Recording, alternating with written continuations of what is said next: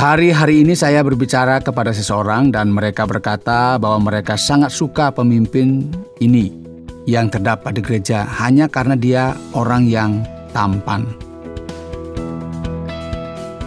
Saudara pendengar, bersama dengan saya, Oti Priambodo dalam program Jalan 66. Senang sekali karena bisa mempersembahkan program yang memberikan pengetahuan Alkitabiah dan menyuguhkan kepada kita jalan keselamatan. Akhirnya kita sampai kepada bagian akhir dari perjalanan kita pada pembahasan kitab Ibrani, yaitu Ibrani pasal yang ke-13. Topik kita kali ini adalah nasihat akhir. Dan Pak Yohanes akan menunjukkan pentingnya keramahan dan kekeluargaan di dalam hidup ini. Di dunia yang sangat menjunjung tinggi nilai untuk tidak merepotkan orang lain, serta berbagai nasihat diberikan tanpa halangan. Sekarang bagaimana caranya untuk kita dapat mengetahui pemimpin manakah yang akan kita ikuti? Tetaplah untuk bersama dengan kami dan kita akan belajar sebuah pelajaran yang baru. Sebagaimana yang kita telah lihat saudara dalam kitab Ibrani, telah memberikan bukti akan keutamaan dan keagungan Kristus dan penggenapan akan janji dalam perjanjian lama, yaitu perjanjian Sinai. Penulis Ibrani menyatakan kepada orang-orang Kristen Yahudi pada waktu itu mengenai bagaimanakah perjanjian yang pertama telah mengarah kepada sebuah jalan, yaitu perjanjian baru yang akan datang, yang digenapi di dalam Kristus. Dan pada akhir dari kitab Ibrani ini, penulis memberikan kepada kita nasihat akhir. Sama seperti kita juga dalam bagian akhir dari sebuah surat, kita menuliskan bagian akhir ya, seperti penutup, agar kita nggak lupa hal-hal yang praktis. Nah, mulai dikatakan di sana dalam Alkitab, peliharalah kasih persaudaraan. Jangan kamu lupa memberi tumpangan kepada orang. Sebab dengan berbuat demikian, beberapa orang dengan tidak diketahuinya telah menjamu malaikat-malaikat. Ingatlah akan orang-orang hukuman, karena kamu sendiri juga adalah orang-orang hukuman. Dan ingatlah akan orang-orang yang diperlakukan sewenang-wenang, karena kamu sendiri juga masih hidup di dunia ini. Hendaklah kamu semua penuh hormat terhadap perkawinan, dan janganlah kamu mencemarkan tempat tidur, sebab orang-orang sundal dan pejinah akan dihakimi Allah. Janganlah kamu menjadi hamba uang, dan cukupkanlah dirimu dengan apa yang ada padamu, karena Allah telah berfirman, Aku sekali-kali tidak akan membiarkan engkau, dan aku sekali-kali tidak akan meninggalkan engkau. Sebab itu dengan yakin kita dapat berkata, Tuhan adalah penolongku, aku tidak akan takut. Apakah yang dapat dilakukan manusia terhadap aku?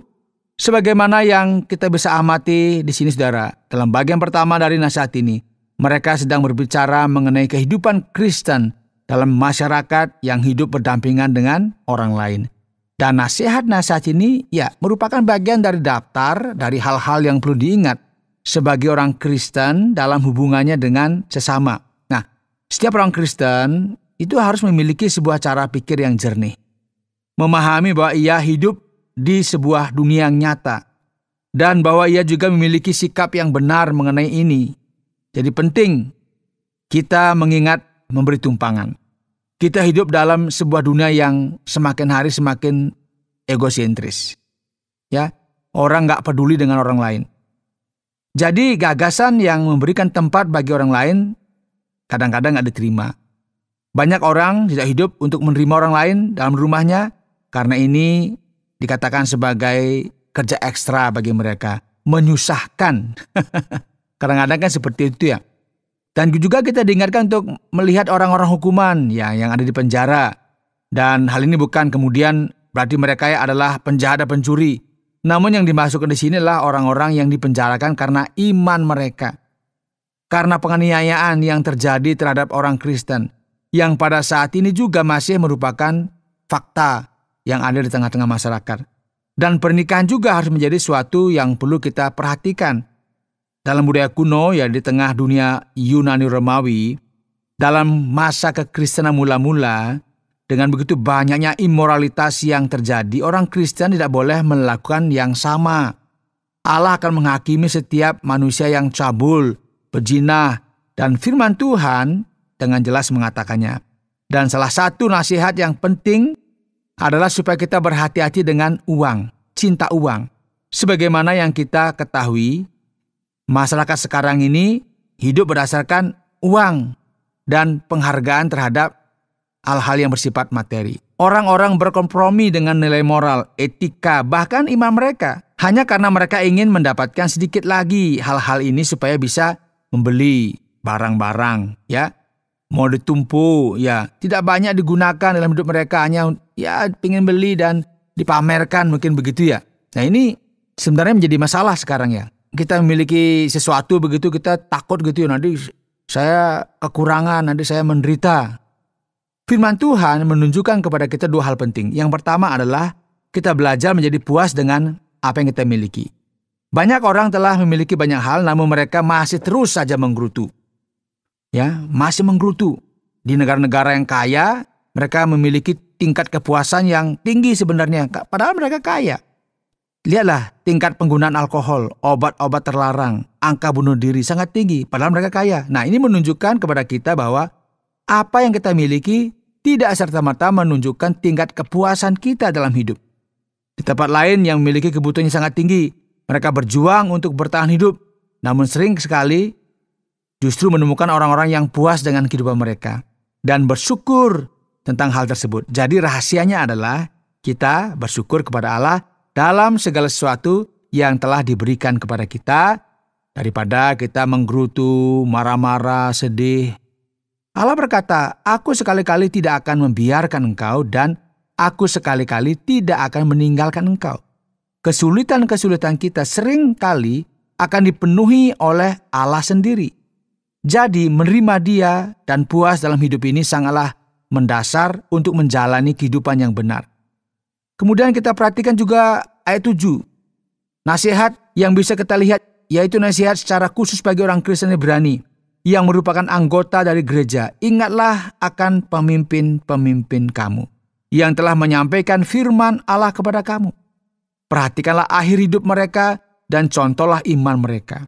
Yesus Kristus tetap sama, baik kemarin maupun hari ini dan sampai selama-lamanya.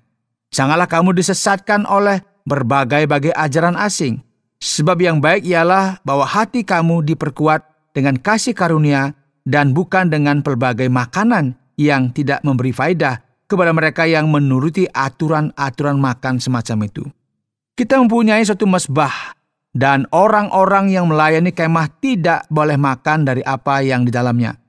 Firman Tuhan akan menuliskan banyak kepada kita mengenai ketetapan dan relevansi yang besar dari para pemimpin gereja Kristus. Kita semua tahu dengan benar, saudara ya, bahwa ketika ada sekelompok atau organisasi atau kumpulan yang tidak memiliki kepemimpinan, maka seringkali mereka gagal. Kita hidup dalam sebuah masa di mana kepemimpinan itu sendiri sering menjadi target kritik dan yang dipertanyakan. Namun penting bagi kita mengingat para pemimpin, khususnya pemimpin mereka yang baik, yang telah berbicara dan berkhotbah tentang firman Tuhan. Dalam masa di mana otoritas sering dipertanyakan, ketika semua institusi memiliki sikap yang hanya dikritik, penting sekali bagi gereja untuk memiliki akal sehat, untuk tahu bagaimana memisahkan pemimpin yang baik dari yang buruk. Jadi kriteria semacam apakah ini? Apa kira-kira? Kriterianya adalah dengan memperhatikan siapakah yang memberitakan firman Allah. Setiap orang yang berbicara tentang firman Allah dengan benar harus diberikan penghormatan sebagai pemimpin yang baik. Ini kriterianya. Dan poin penting lainnya adalah untuk memperhatikan hasil dari kehidupan mereka dan meniru iman mereka. Menarik sekali bagi kita perhatikan ya, berapa banyak pemimpin hari ini yang dievaluasi berdasarkan standar budaya mereka, berdasarkan prestasi mereka, atau bahkan dengan peranan yang penting dari orang tersebut dalam masyarakat. Namun kriteria Alkitab yang disampaikan di sini pada dasarnya adalah dalam hal kualitas dari etika orang-orang ini dan bagaimanakah iman yang telah mereka tunjukkan. Allah orang Kristen tidak berubah sedikit pun dan penting sekali untuk kita menuju kepada titik ini. Hal selanjutnya yang perlu kita perhatikan adalah mengenai doktrin. Ya, kita tahu jika kita tulus dan jujur, hati kita terbuka dan penuh sukacita, namun jika kita memiliki ajaran yang salah, ketulusan tidak akan berarti. Perasaan dalam hati kita juga tidak akan berarti jika kita melakukan apa yang salah. Jika seseorang berjalan dalam sebuah jalan yang salah, nggak peduli apakah mereka gembira atau apakah mereka yakin, karena mereka tidak akan sampai kepada tujuan yang benar. Inilah mengapa penting sekali bagi kita memisahkan ajaran yang benar dari ajaran yang salah. Janganlah kamu disesatkan oleh berbagai-bagai ajaran asing. Ya, ini adalah sebuah kritik yang langsung berkaitan dengan upacara-upacara yang merupakan sesuatu yang umum dalam agama Yahudi, yang harus ditolak oleh orang Kristen Ibrani dalam abad yang pertama. Jadi sekarang sampailah kita pada bagian akhir ya. Ada beberapa nasihat yang layak untuk kita perhatikan. Ayat 16. Janganlah kamu lupa berbuat baik dan memberi bantuan. Sebab korban-korban yang demikianlah yang berkenan kepada Allah. Taatilah pemimpin-pemimpinmu dan tunduklah kepada mereka, sebab mereka berjaga-jaga atas jiwamu sebagai orang-orang yang harus bertanggung jawab atasnya. Dengan jalan itu mereka akan melakukannya dengan gembira, bukan dengan keluh kesah. Sebab hal itu tidak akan membawa keuntungan bagimu. Jadi nasihat akhir dari penulis kitab ini adalah dengan mengingatkan kita pentingnya bagi kita melakukan apa yang baik dan membagikannya dengan orang lain. Kekristenan didasarkan atas satu kata penting yang kita sebut dengan tidak mementingkan diri sendiri. Allah telah memberikan putranya bagi kita. Yesus Kristus telah memberikan hidupnya bagi kita. Ia telah memberikan dirinya sendiri untuk mati. Dan orang Kristen harus mendasarkan kehidupannya dalam sebuah prosedur yang sama, yaitu sikap yang seperti ini. Nggak mungkin ya orang Kristen hidup dengan emosi murni dan kontemplasi intelektual murni. Lakukan apa yang baik. Ini adalah perintah. Ketika kita melihat seseorang yang mengalami permasalahan, kita harus mencoba untuk membantu mereka dan berbagi dengan mereka. Setiap orang sedang mencoba untuk melindungi diri mereka sendiri, melindungi limit mereka sendiri. Namun kekristenan adalah sebuah revolusioner yang menuju kepada arah yang lain, melampaui tingkat personal dan individu. Dan menarik sekali untuk kita amati pentingnya bagi kita taat kepada para pemimpin kita. Tidak ada tentara atau kelompok olahraga manapun yang bisa sampai kepada satu tujuan tanpa arahan dan bimbingan dari seorang pemimpin yang menuntun mereka kepada sebuah jalan yang benar. Pemimpin basket ya bisa meninggalkan lapangan dengan frustasi ya jika mereka tidak memiliki kepemimpinan dan arahan yang benar. Jadi inilah mengapa kita perlu mendengarkan dan tunduk kepada pemimpin. Berapa banyak orang hari-hari ini yang hidup tanpa gereja, tanpa pernah menjelaskan sikap dan perbuatannya, hanya karena mereka tidak mau taat kepada siapapun. Mereka ingin bebas, dan mereka memandang rendah kekristenan dalam perjanjian baru, dan tidak mau mendengar atau taat kepada siapapun. Dan ini semua berbanding terbalik dengan apa yang diajarkan kitab Ibrani, dan apa yang ada dalam perjanjian baru. Jadi akhirnya, saudara, penulis Ibrani ini meminta mereka untuk berdoa, percaya sepenuhnya kepada Allah bahwa dialah yang menjagai mereka. Dan akhirnya ia mengakhiri semua ini dengan sebuah frase yang khusus yang menjelaskan bahwa ia juga menuliskan hal ini dari Italia dan mungkin dari Roma juga, sebagaimana dituliskan dalam ayat 24. Kasih karunia menyertai kamu sekalian. Dan ini juga harapan kami bagi Anda sekalian pendengar program Jalan 66. Kiranya Tuhan memberkati kita semua.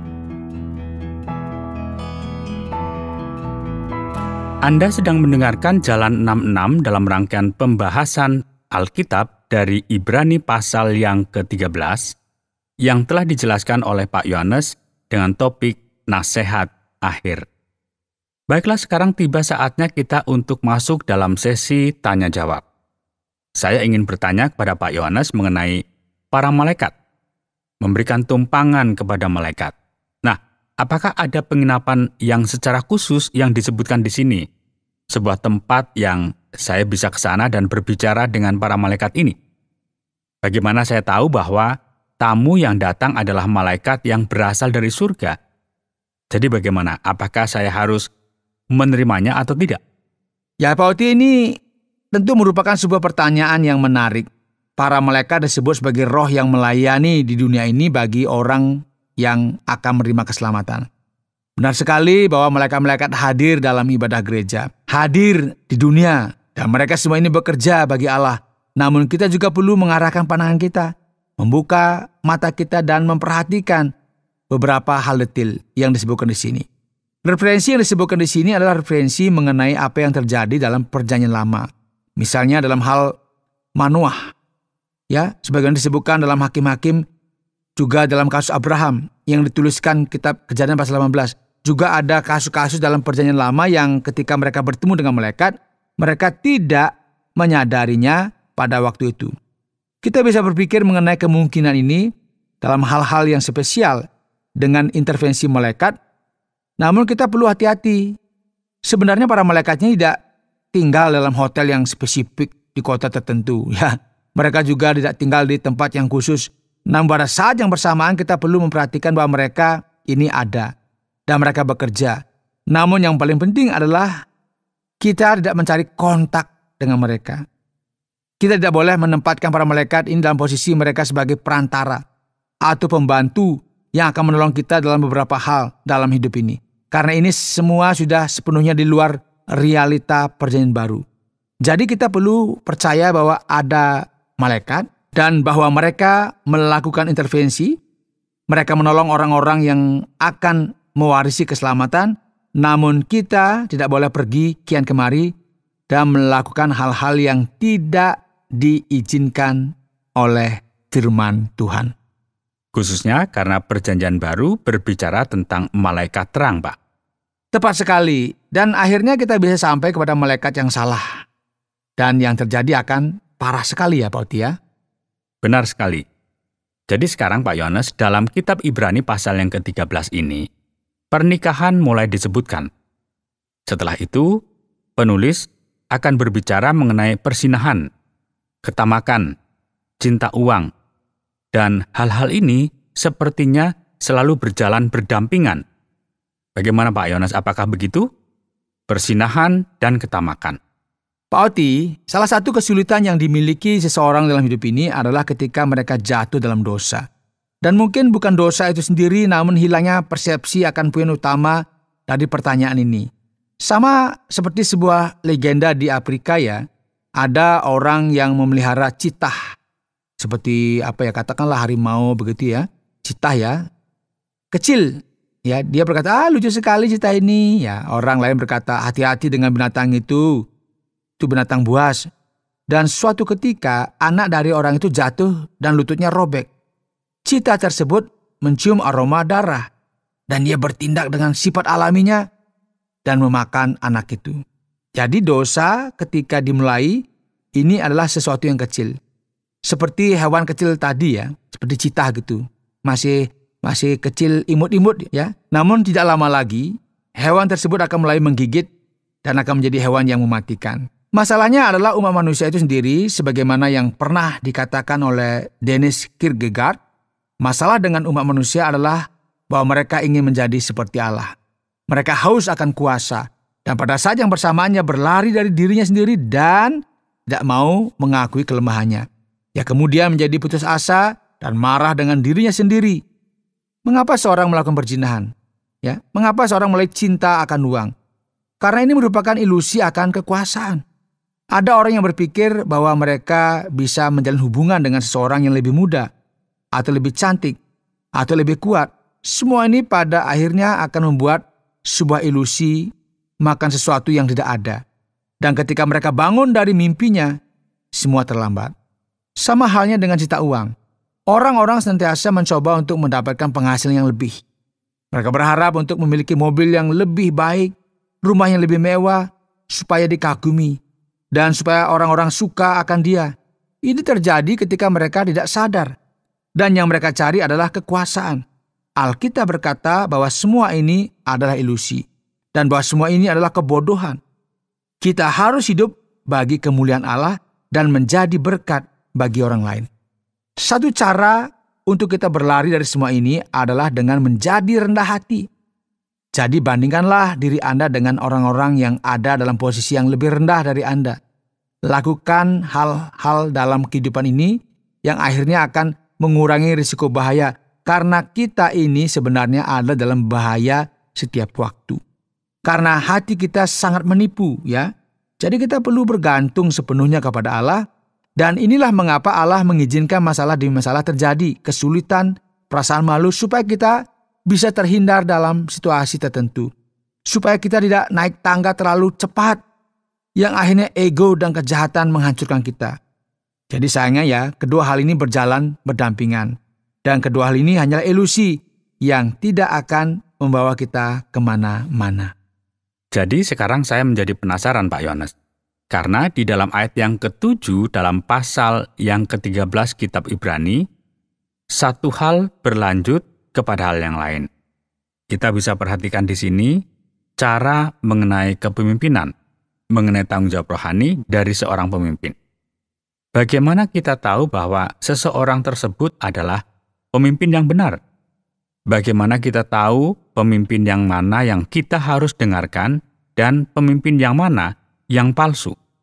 Ya Pak Oti, ini adalah sesuatu yang penting. Hari ini saya berbicara kepada seseorang dan mereka berkata bahwa mereka sangat suka pemimpin ini yang terdapat di gereja hanya karena dia apa? Tampan.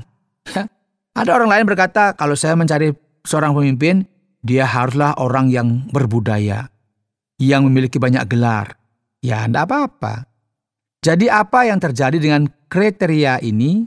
Karena sering sekali kriteria yang kita miliki bukanlah kriteria yang berasal dari firman Tuhan, melainkan berdasarkan cara pandang yang ada dalam masyarakat dan dunia yang tidak memiliki cara pikir Allah. Jelas sekali ya, penting sekali bagi seorang untuk memiliki pengetahuan. Ya, harus memiliki titel. Namun yang paling penting adalah untuk mereka setia kepada ajaran Alkitab. Pemimpin yang benar adalah pemimpin yang berbicara sesuai dengan firman Tuhan. Jadi kita perlu memberikan perhatian kita dan mengamati apakah nilai yang dimiliki oleh pemimpin-pemimpin kita berdasarkan firman Tuhan. Dan hal yang kedua yang kita perlu perhatikan adalah kehidupan mereka, sikap mereka. Bagaimana saya bisa yakin bahwa seseorang adalah seorang pemimpin yang benar? Kita bisa melihat hal tersebut dari cara dia memperlakukan istrinya. Bagaimana ia memperlakukan anak-anaknya. Dan bagaimana ia berurusan dengan kehidupan personalnya. Semua ini akan menunjukkan kebenaran. Mobil yang mereka miliki bukanlah yang terpenting bagi mereka. Dan bukan juga gelar atau titel yang mereka miliki. Hal ini tidaklah menentukan nilai seseorang. Jika kita memperhatikan hal-hal tersebut, maka mudah sekali bagi kita melihat pemimpin manakah yang akan kita ikuti. Jadi dengan melihat cara hidup mereka setiap hari, maka kita tahu siapakah mereka sebenarnya Pak Yohanes. Tepat sekali Pak Oti. Seseorang hidup dengan setia dalam ajaran Alkitab dan doktrin Alkitab. Akhirnya akan mengusik orang-orang yang hidup dalam kegelapan. Tepat sekali. Dan akhirnya mereka juga yang akan mengalami penganiayaan. Firman Tuhan mengatakan akan hal ini. Namun, apakah penganiayaan orang-orang Kristen juga masih merupakan realita hari-hari ini Pak Yohanes? Ya Pak Oti, ini masih merupakan fakta sampai hari ini dan luar biasa ya bagaimana kita bisa melihat masyarakat kita berbicara mengenai hak asasi manusia, mengenai menghormati kelompok ini atau itu. Namun dalam abad 20 ini, ada kira-kira 300.000 orang telah mati karena menjadi Kristen. Jadi sekarang kita bersyukur kepada Allah bahwa kita di negara yang di negara yang sangat-sangat baik, negara-negara yang penuh dengan toleransi. Jadi kita bersyukur karena ada banyak negara-negara yang tidak memiliki toleransi beragama dan orang-orang yang percaya pada akhirnya ada yang dianiaya, ada yang dibunuh dan sebagainya, ya. Karena ini sesuatu yang saya katakan sebagai hal-hal yang tidak benar sebenarnya. Bahkan ada orang-orang yang mengklaim diri sebagai orang Kristen melakukan hal-hal yang tidak benar dan melakukan kejahatan kepada orang lain. Ya, ini yang perlu kita perhatikan baik-baik ya. Jika kita menderita karena sesuatu yang salah, ya, maka kita layak mendapatkan hal tersebut. Namun jika kita menderita karena sesuatu yang baik, maka kita perlu berbahagia. Jadi jika ada orang Kristen yang memberikan kesaksian yang salah, jika seorang pemimpin melakukan sesuatu yang salah dan banyak kritikan terhadap dia, maka bukan yang mengkritik itu yang salah. Namun di dunia ini, dalam dunia sekuler, dalam banyak tempat yang didominasi oleh orang-orang yang belum percaya, terjadi banyak penganiayaan. Dan setiap hari intoleransi terjadi di berbagai negara. Dan ini menjadi sesuatu yang menakutkan dalam kehidupan kita. Kira-kira begitu Pak Oti. Terima kasih banyak Pak Yones untuk pembahasan yang sudah disampaikan. Dan sekali lagi bagi para pendengar, tetaplah untuk bersama dengan kami, karena kita akan sampai pada nasihat terakhir dalam pelajaran kita kali ini. Saudara, hari ini dalam program Jalan 66, kita telah sampai kepada akhir dari kitab Ibrani yang berbicara mengenai nasihat akhir dalam surat yang penting ini, dan pelajaran besar apakah yang kita pelajari dan aplikasikan dalam kehidupan kita sehari-hari. Nah, dunia kita hari ini terjepit antara dua realita.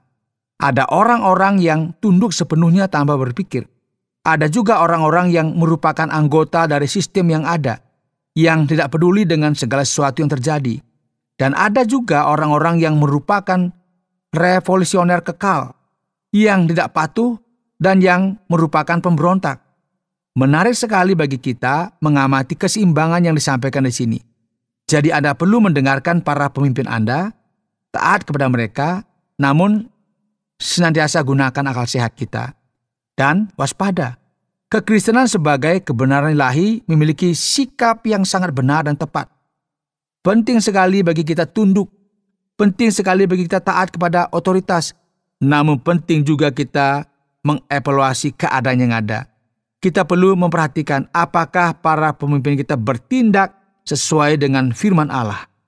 Inilah mengapa bagi setiap kita yang mengikuti acara Jalan 66 ini, kita perlu mengingat hal ini, dengar dan taati pemimpin rohani Anda. Tunduklah kepada otoritas dan kita harus tahu apakah yang disampaikan itu sesuai dengan firman dan kehendak Allah atau tidak. Kiranya Allah memberkati kita semua. Saudara pendengar, karena waktu yang tidak memungkinkan, kita akhiri program Jalan 66 kali ini. Kami menantikan Anda untuk tetap mengikuti pelajaran berikut dalam lanjutan pembelajaran Alkitab yang memberikan pelajaran menyeluruh tentang firman Tuhan. Jika Anda memiliki pertanyaan atau berespon terhadap topik berhubungan dengan program ini, silakan menyampaikan melalui WhatsApp ke nomor 081 333 777 386. Terima kasih atas perhatian Anda.